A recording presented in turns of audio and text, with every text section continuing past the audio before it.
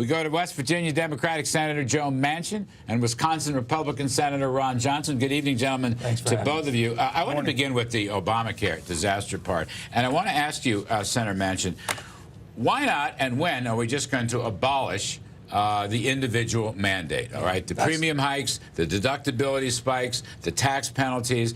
There's going to be more cancellations coming down the road. They still can't fix the website. When does the individual mandate just go? Well, Larry, myself and Mark Kirk, the only bipartisan bills out there, says have a transition year. See if you can find and link up the product with the market and vice versa.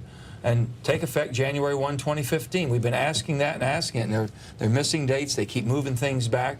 The individual mandate's offensive to a lot of West Virginians. I understand to a lot of Americans. We're trying to repair the best we can if we can work through this. But if we can't find the products to fit in the market, or if the market won't allow the products in there, then you're going to make some changes, some drastic changes. No, I think that's, I think the mandates are obnoxious. People want to make their own choice. They want to have their own economic freedom.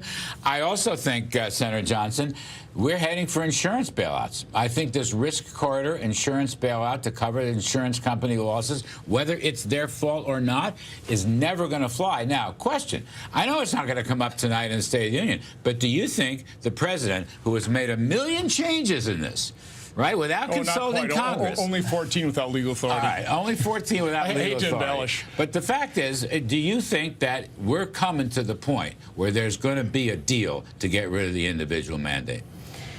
Probably, because I don't see how he can enforce it. I mean, this is so unworkable. Of course, I like Joe's bill, but probably an even better bill is if you like your health plan, you can keep it act, which would actually stem the next wave of cancellations. Too, Ron. I mean, let's face it. Well, you're on the wrong one though. You ought to join mine because mine would actually work. But Larry, that's what's going to happen. The next wave of cancellations is going to be employer-sponsored care. So you'll have millions of Americans, dumped in the exchanges, having to buy insurance now with after-tax dollars.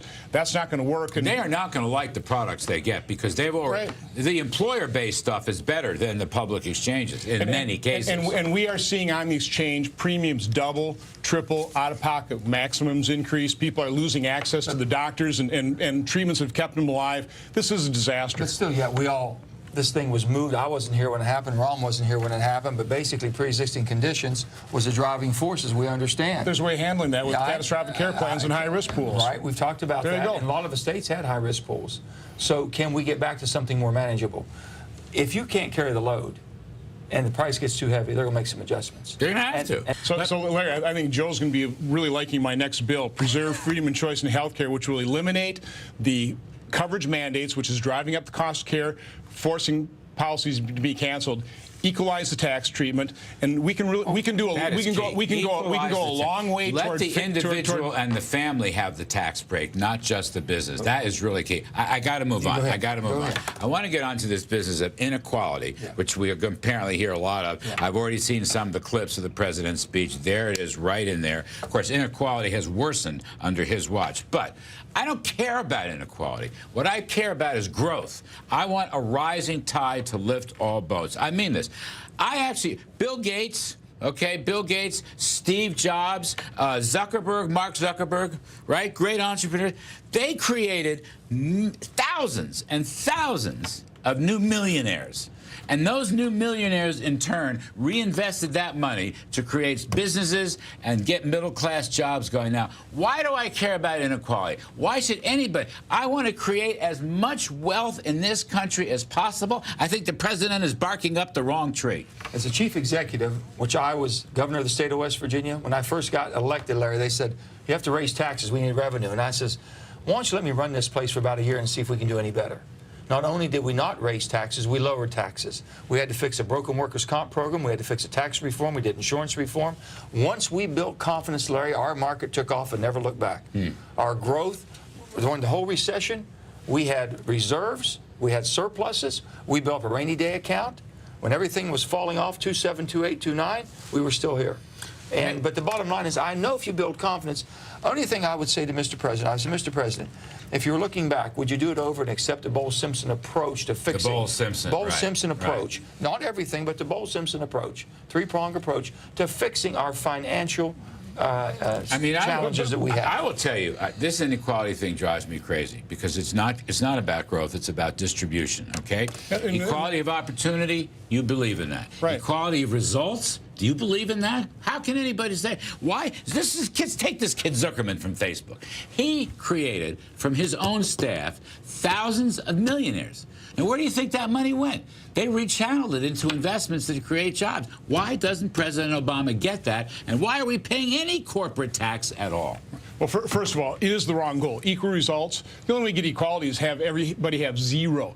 So the goal should be, expanded opportunity, growing prosperity for everybody. That should be the real goal. But Joe mentioned Bull Simpson. Larry, we've largely enacted Bull Simpson. It's taken a lot of trouble, but we've got about $2.1 trillion in spending restraint.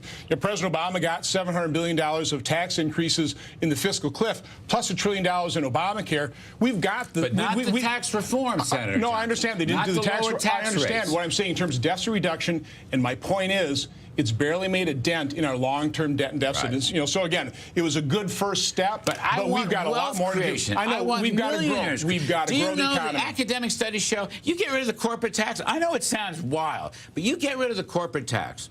The models show that the people who benefit the most are the middle-income wage earners and workers, because companies just pass that tax along, they lower your wages to cover it, and they raise your consumer prices. And I'm just saying, I want more Zuckerman. I want more Gateses. All right? I want more jobs. I want more millionaires because they're job creators. If we could just get a competitive corporate rate, let's say it came down from 35 to 25.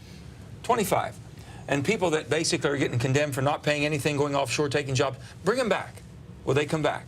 And at 25, basically, you're going to say, wait a minute, politically, I'm going to give the top end of the food chain another 10% discount. That's the political reality. Right. I'm telling you, if people work together, they could get to repatriate the foreign earnings. Which the president is against. We could get labor, organized labor, taking the lead, saying, listen, those jobs will come back. We'll benefit from those jobs. We'll help you. We'll give you the cover you need. Senator, I got to get it. Senator Joe Manchin, thank you very, very much. Senator Ron Johnson, you guys are great. Now, folks, what should policies be